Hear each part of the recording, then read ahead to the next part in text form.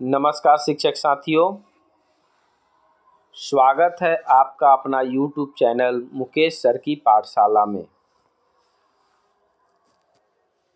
आप सभी के बीच अपार से संबंधित आज पूरा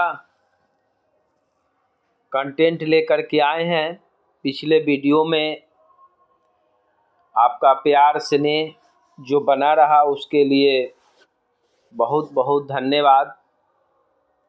आप ऐसे ही हमको मोटिवेट करते रहिए ताकि हम आपको नए वीडियो और बेहतर तरीके से ला सकें। पिछले वीडियो में आपने देखा कि छोटा छोटा कंटेंट के रूप में हमने अपार को समझाने का बहुत प्रयास किया और आशा करते हैं कि बहुत सारी बातें आपको समझ भी आ गई होगी। आज हम उसी सभी वीडियो का एनालिसिस करते हुए आज संपूर्ण बातें अपार में हम लेकर के आए हैं। आपको सारी जानकारी इस आज वीडियो के माध्यम से आपको मिल जाएगी। आशा करते हैं कि जो लोग नए होंगे वो हमारे चैनल को सब्सक्राइब कर लेंगे और हमारे पुराने जो सब्सक्राइबर हैं उनको बहुत बहुत धन्यवाद। तो आज हम एक एक करके बातें शुरू करते हैं। जैसे कि हमारे सामने है अपार, APAAR। इसका फुल फॉर्म है automated permanent academic account registry. इसको हिंदी में हम बोल सकते हैं स्वचालित अस्थाई शैक्षणिक खाता पंजीकरण। यह एक 12 अंकों का यूनिक कोड है जो भारत में हर छात्रों को दिया जाता है। यह जो है वो डिजिटल पहचान के रूप में काम करता है, यानी उन्हें यदि ये डिजिटल पहचान पत्र मिलता है तो उन्हें बहुत सारी सुविधाएं मिलेगी। अब डिजिटल रूप में क्या क्या मिलेगी इसकी भी बातें हम लोग कर लें। डिजिटल रूप में शैक्षणिक रिकॉर्ड को स्टोर करने और मैनेज करने की सुविधा मिलेगी। इसमें छात्रों को मार्कशीट, डिग्री, डिप्लोमा, सर्टिफिकेट और को करिकुलर उपलब्धियां शामिल होगी। यानी इसमें जो है ये डिजिटल रूप में शैक्षणिक रिकॉर्ड स्टोर और मैनेज करने की सभी सुविधाएं उपलब्ध होगी। अब आगे चल के जब बच्चे 12th कर जाएंगे, 12 करने के बाद राष्ट्रीय शिक्षा नीति के द्वारा अब क्रेडिट स्कोर के द्वारा ग्रेजुएशन में, पीजी में या अन्य जो टेक्निकल्स डिग्री हैं उसमें क्रेडिट होता है उसको भी जोड़ा जाएगा।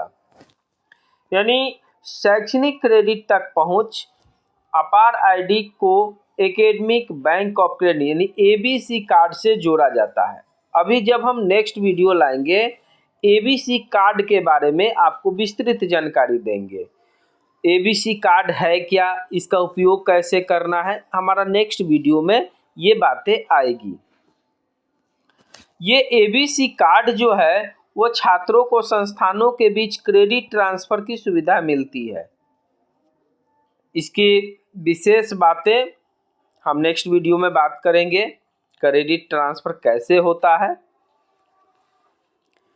अब आगे जो हमारा अपार जो है वो निश्चित रूप से सत्यापन की प्रक्रियाओं को सरल बनाता है। सत्यापन की प्रक्रिया कहने का अर्थ है कि जो हमारा आईडी होगा, अगर हम दूसरे संस्थान में जाते हैं तो आसानी से उस नंबर से उस नंबर के माध्यम से हम शैक्षणिक रिकॉर्ड का सत्यापन कर सकते हैं कि हमारा पूर्व अनुभव, शैक्षणिक अनुभव कैसा रहा है। यानी ये है संस्थान और नियोक्ता आसानी से अपार आईटी का उपयोग करके शैक्षणिक रिकॉर्ड का सत्यापन कर सकते हैं। तो ये है अपार का, ये बच्चों के लिए सुविधा, जो मूलभूत रूप से जो सुविधाएं मिलनी है वो शैक्षणिक रिकॉर्ड स्टोर करने के लिए, मैनेज करने के लिए, शैक्षणिक क्रेडिट तक पहुंचने के लिए, और जो हमारा सत्यापन की जो प्रक्रिया है वो प्रक्रियाओं को सरल बनाने के लिए किया गया है। नेक्स्ट इसी तरह से अब हम बात करेंगे कि आपको ये कार्ड मिलेगा कैसे, ये आईडी कैसे प्राप्त होगा। तो ये आईडी प्राप्त करने के लिए आपको शैक्षणिक संस्थानों द्वारा ये उपलब्ध होगा। इसमें खास करके आप अपने स्कूल या कॉलेजों से संपर्क करके प्राप्त कर सकते हैं। अभी हमारे विद्यालयों में इस तरह के कार्यक्रम शुरुआत हो गए हैं और सभी छात्र इसमें भाग ले भी रहे हैं, गार्जियंस भी इसमें एक्टिव हो गए हैं, सभी जगह कार्यक्रम चल रहे हैं। तो बहुत सारे लोगों का क्वेश्चन है, जैसे हमारे कमेंट बॉक्स में भी ये बातें आई कि सर अगर हम आईडी कार्ड नहीं बनवाते हैं तो क्या इसके लिए क्या हो सकता है। तो हमने ये महसूस किया कि हम नेक्स्ट वीडियो में इस अपार से होने वाले फायदे पर हम आपकी चर्चा करेंगे। आपका कमेंट बॉक्स भी हमें ज़्यादा मोटिवेट करता है। तो जहाँ भी आपको लगे कि हमको ये प्रश्न पूछनी चाहिए तो आप हमारे कमेंट बॉक्स में आप निश्चित रूप से लिखिए, हम उसको प्रयास करेंगे कि आपको सही जानकारी और सटीक जानकारी हम समय पर दे पाए। तो अपार के जो फायदे हैं, पहला फायदा है मानकीकृत शैक्षणिक रिकॉर्ड। ये सभी शैक्षणिक रिकॉर्ड डिजिटल रूप से संग्रहित होगा और उन्हें एक्सेस और साझा करना जो होगा वो आसान हो जाएगा। मतलब ये ट्रांसफ़र करने की जो बातें हैं, जैसे आज हम अमुक विद्यालयों में हैं, कल अमुक विद्यालय में चले जाएंगे, तो इस तरह से जब हम अमुक विद्यालय में जाएंगे तो ये टीसी की बात आती है, हम कैरेक्टर सर्टिफिकेट की बात करते हैं, हम बात करते हैं कि हमारा शैक्षणिक हिस्ट्री क्या है। तो ये परेशानी नहीं होगी। अगला जो जिनको रिकॉर्ड लेना है वो आराम से अपार आईडी को क्लिक करके वो सारे दस्तावेजों को वो आसानी से प्राप्त कर सकते हैं। दूसरा है, अभी हमने बात कही थी कि क्रेडिट ट्रांसफ़र जो होता है वो आसान हो जाता है, सत्यापन की प्रक्रियाओं को सरल बनाता है। होता क्या है ऐसा कि एक तरह से ये डिजी लॉकर है। हम गए, हमारा कोई डॉक्यूमेंट समय पर उपलब्ध नहीं है और संस्थान जो है उसके वजह से हमारा नामांकन होना या नामांकन होने से वंचित रह जाना, तो यदि इस तरह की आईडी हमारे पास है तो सही में हमारे पास कोई परेशानी नहीं होगी। और ये जो हमारा एक्सपीरियंस है छात्रों के लिए ये भी बढ़ाता है। यानी शैक्षणिक रिकॉर्ड के लिए एक सुव्यवस्थित और डिजिटल दृष्टिकोण सभी छात्रों के अनुभव को बढ़ाता है। सभी छात्रों के लिए ये लगता है कि हाँ, हम एक्सपीरियंस, हमारे पास सब कुछ है, हमको अब परेशान होने की ज़रूरत नहीं है। तो बच्चों में एक मोटिवेशन और समझिए कि एक पॉजिटिविटी आएगी, सकारात्मकता आएगी। ये आईडी से बहुत सारे बदलाव होंगे। तो आगे हम बात करते हैं अपार आईडी में माता पिता के संबंध में कुछ महत्वपूर्ण बातें जिनका ध्यान रखना चाहिए। पहला, आपको ये सटीक जानकारी देनी होगी। माता पिता का नाम, जन्म तिथि या अन्य विवरण जो भी भर रहे हैं वो सटीक होना चाहिए। किसी भी प्रकार का अगर गलती होता है तो भविष्य में इसके लिए कोई ना कोई समस्याएं हो सकती है। सहमति जो है, अभी हम सहमति की बात कर ले। सहमति जो है, यदि बच्चा नाबालिग है, अब जो बच्चे 1 to 12 का बनना है तो नाबालिग है ही, तो नाबालिग है तो माता पिता को अपार आईडी बनाने के लिए अपनी सहमति देनी होगी। यह सहमति आमतौर पर एक सहमति पत्र के माध्यम से ली जाती है। अभी हम नेक्स्ट बात करेंगे कि सहमति पत्र है क्या। ऐसे हम पुराने वीडियो में भी सहमति पत्र के बारे में चर्चा किया है। अब अद्यतन जानकारी यानी करेंट नॉलेज जो है वो देनी होगी। यदि माता पिता का कोई विवरण बदलता है, जैसे नाम या संपर्क नंबर, तो इसे अपार आईडी में तुरंत अपडेट भी करा देना चाहिए। डिजिटल हस्ताक्षर, कुछ मामलों में माता पिता को डिजिटल हस्ताक्षर करने की आवश्यकता हो सकती है कि यह सुनिश्चित करता है कि सहमति वैध है। सुरक्षित रखने, माता पिता को अपने अपार आईडी और संबंधित जानकारी को सुरक्षित रखना चाहिए। इसे किसी के साथ साझा नहीं करना चाहिए। ये भी थोड़ा सा, जो यूनिक आईडी है उसको भी आपको कहीं किसी से साझा करना नहीं चाहिए, क्योंकि ये शैक्षणिक पूरा का पूरा डिटेल्स इसमें होता है। तो ये ध्यान रहे, अपार आईडी बनाने के लिए आपको कभी भी विभाग द्वारा कोई मेल मैसेज नहीं जाता है। इसके लिए आप सजग रहें, किसी को OTP नहीं दें, क्योंकि आजकल साइबर क्राइम बहुत बढ़ चुका है। आप निश्चित रूप से ये समझ लीजिए कि आपको आईडी केवल आपको अपने विद्यालयों के माध्यम से ही मिलनी है। आपको इसके लिए कहीं से कोई कॉल या मैसेज आता है तो आप उसे इग्नोर कीजिए। अगला है, ये माता पिता के लिए। क्यों है माता पिता की जानकारी महत्वपूर्ण? तो पहला ही बात है कि हमको माता पिता ही सत्यापित करेंगे जब बच्चे जो है, जो छात्र है वो नाबालिग है। तो सत्यापन करने में माता पिता की जानकारी छात्र की पहचान को सत्यापित करने में मदद करती है। संपर्क, यदि किसी भी प्रकार की समस्या होती है तो स्कूल या कॉलेज माता पिता से संपर्क कर सकते हैं। और अधिकार जो है वो माता पिता को अपने बच्चों के शैक्षणिक रिकॉर्ड तक पहुंच होती है। ये भी ध्यान रहे, हमारे तरफ से एक अतिरिक्त सुझाव भी है कि सभी आवश्यक दस्तावेज तैयार रखें, जैसे आधार कार्ड, पैन कार्ड या वोटर आईडी कार्ड। अन्य भी दस्तावेज की आवश्यकता हो सकती है। स्कूल कॉलेज जो निर्देश दे रहे हैं उनके निर्देशों का पालन करिए, क्योंकि प्रत्येक स्कूल की अपनी प्रक्रिया हो सकती है। हो सकता है कि कहीं आधार कार्ड का ही फोटोकॉपी मांगे, कहीं पैन कार्ड का फोटोकॉपी मांगे, कहीं पे वोटर आईडी कार्ड का।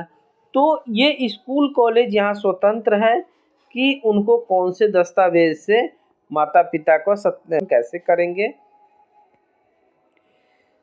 किसी भी संदेह के मामले में स्कूल या कॉलेज, अगर आपको लगता है कि नहीं हमको कोई कॉल आ गया, फ्रॉड कॉल आया है, आपको कोई संदेह लग रहा है, तो आपको कहीं जाने की ज़रूरत नहीं है। आप सीधे आप स्कूल या कॉलेज में संपर्क कीजिए और वहाँ के HM से बात कीजिए कि क्या दिक्कत है। यदि कोई परेशानी है तो वहीं आप निश्चित रूप से सारी समस्याओं का हल हो जाएगा। ऐसा नहीं है कि आप किसी साइबर ठगी के फेर में पड़ जाएं। तो सावधान रहें, सतर्क रहें और सजग रहें।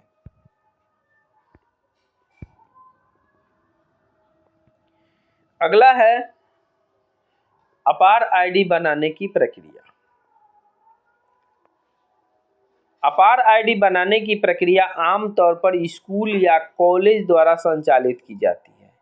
इसमें निम्नलिखित चरण हो सकते हैं। आवेदन पत्र भरना, एक आवेदन पत्र भरना होगा जिसमें छात्र और माता पिता की जानकारी होगी। दस्तावेज जमा करना होगा, आपको आधार या पैन को जमा करना होगा। तो इस तरह से आधार, पैन, सहमति पत्र पर हस्ताक्षर करने होंगे। सत्यापन के लिए स्कूल या कॉलेज की जानकारी का सत्यापन करना होगा। अपार आईडी जारी करना होगा। करने के लिए जब ये इतनी प्रक्रियाएं हो जाएगी तभी आपका अपार आईडी जारी किया जाएगा। और अपार आईडी जारी करने के लिए आपको U++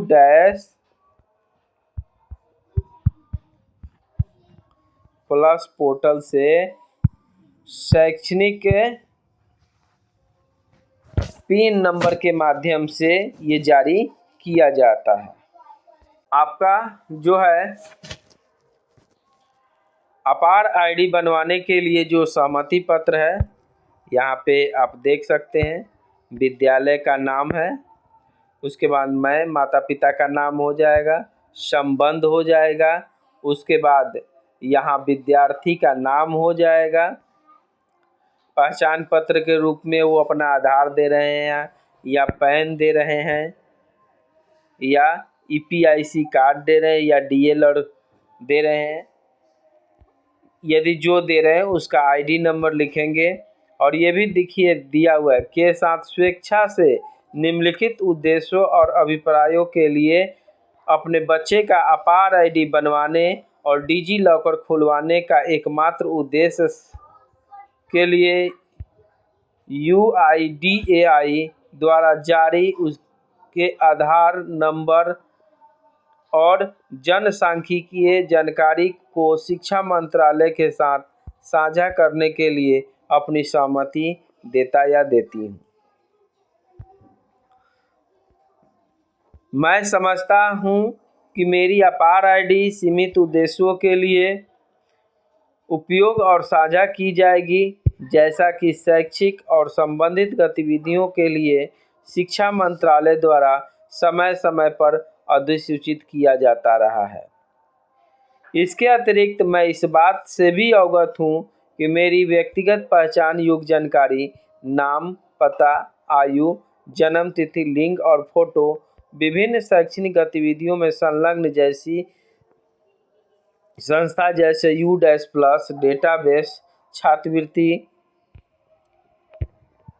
रखरखाव, अकादमिक अभिलेख, अन्य हितधारकों जैसे शैक्षिक संस्थानों और भर्ती एजेंसियों को उपलब्ध कराई जाएगी। तो ये जो है वो माता पिता के लिए एक सहमति पत्र है। वो सहमति की तिथि और भौतिक सहमति का स्थान और यहाँ पे अपना हस्ताक्षर करेंगे। जब हस्ताक्षर करने के बाद विद्यालय प्रधान द्वारा भी यहाँ घोषणा भरी जाएगी, जो U- पोर्टल पर ये ऑलरेडी ऑनलाइन खुलेगा। तो विद्यालय प्रधान जो है वो इस दस्तावेज को डाउनलोड करके अभिभावकों से ये सहमति पत्र ले लीजिए और इसी के अकॉर्डिंग आप ऑनलाइन U++ पर डाल दीजिए। इसको U++ पर कैसे फिल करना है, इसके लिए डिस्क्रिप्शन बॉक्स में उसका लिंक दिया हुआ है, उस पर जा कर के आप वहां से फिल कर सकते हैं। अंत में ये प्रधानाध्यापक महोदय द्वारा हस्ताक्षर करके उसको अपने पास सुरक्षित रख लिया जाएगा। उसके बाद इस तरह से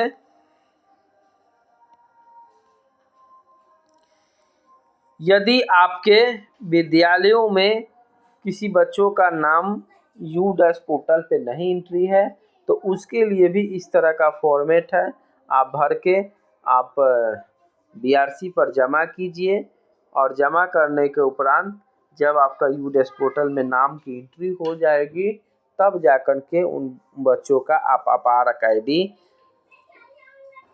क्रिएट कर सकते हैं। तो आशा करते हैं कि सारी बातें समझ में आ गई होगी। अधिक जानकारी के लिए आप अपने स्कूल या कॉलेज से संबंधित अधिकारी से संपर्क कर सकते हैं। आप ऑनलाइन उपलब्ध संसाधनों का भी उपयोग कर सकते हैं। मुझे उम्मीद है यह जानकारी आपके लिए उपयोगी होगी। धन्यवाद।